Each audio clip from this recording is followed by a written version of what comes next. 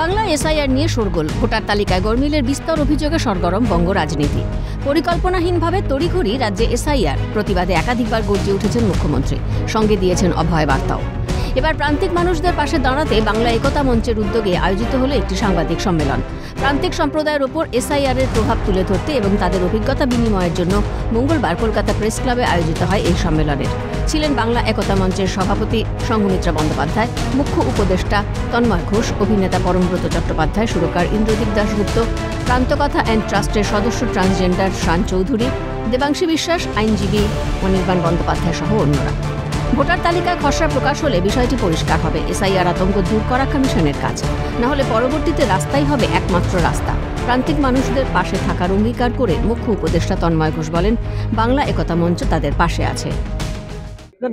আমাদের কাজ নয়, এটা কাজ হচ্ছে ভারতের জাতীয় নির্বাচন কমিশনের। সেই কাজটা তাদেরকেই করতে হবে। আমরা শুধু চোখে আঙুল দিয়ে তুলে ধরলাম, এবং এটা তুলে ধরতে হলো, এটা খুব দুঃখজনক। কেন তুলে ধরতে হলো? এইটা তো ওনাদের করা উচিত ছিল, ওনারা করেননি। ড্রাফট রোল বেরোলে বোঝা যাবে। যদি তাতে কাজ না হয় তাহলে আমরা আবার এদেরকে নিয়ে রাস্তায় নামবো। আগামী দিনে রাস্তায় তো একমাত্র রাস্তা। গণতন্ত্রে শেষ কথা বলে মানুষ, মানুষকে নিয়ে রাস্তায় নামবো। মূলত এসআইআর এর প্রয়োগ ও সমাজের প্রান্তিক মানুষের পাশে দাঁড়াতে এই উদ্যোগ। শারীরিকভাবে প্রান্তিক মানুষদের পাশে দাঁড়াতে মানসিকতার বদল দরকার বললেন অভিনেতা পরমব্রত চট্টোপাধ্যায়। প্রান্তিক মানুষদের সংকটটা প্রত্যেক দিনের, তাদের অস্তিত্বের সংকট, তাদের প্রত্যেক দিন টিকে থাকার লড়াই। তাদের যে কোনো ক্ষেত্রে গিয়ে যেহেতু তারা একটা অল্টারনেটিভ অস্তিত্ব বেছেছেন, সেই কারণে তাদের প্রতি মুহূর্তে অনেক প্রশ্ন এবং অনেক চ্যালেঞ্জের মুখোমুখি পড়তে হয়। বলাই বাহুল্য, স্বাভাবিক সাধারণ জীবনে যখন এতগুলো প্রশ্নের মুখে পড়তে হয়, তখন এসআইআর মতো একটা ইন্টেন্সিভ প্রক্রিয়ার চলাকালীন তাদেরকে আরো সেটার মধ্যে পড়তে হচ্ছে।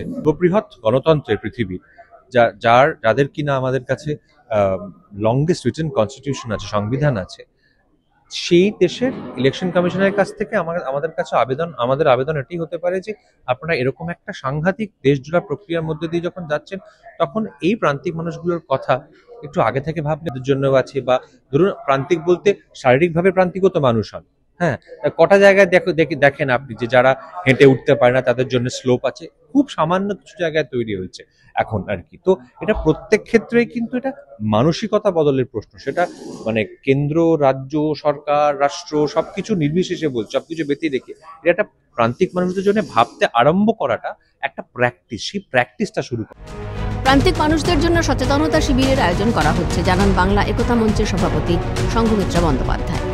এই পুরো বিষয়টা নিয়ে এবং যে মানুষটা সমস্যার সম্মুখীন হয়েছে সেটা আমরা কলকাতায় বসে করছি, কিন্তু সারা বাংলায় এই জিনিস হয়েছে। আমরা আগামী দিনে অলরেডি আমাদের কর্মসূচি নেওয়া হয়ে গেছে। আমরা রাজ্যে 23টা জেলার মধ্যে অন্তত 16টা জেলা অলরেডি প্রোগ্রাম ফিক্সড আমাদের।